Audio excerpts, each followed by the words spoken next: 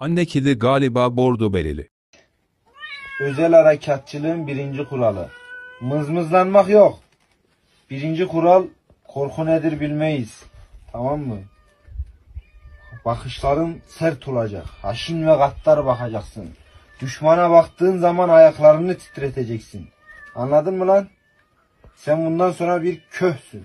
Kedi özel harekat. Annesi o daha küçük abisi diyor. Anlaşıldı mı? Eğitim başlasın. İlk eğitim hayatı idame. Bunu doğaya salın. Aç bırakın.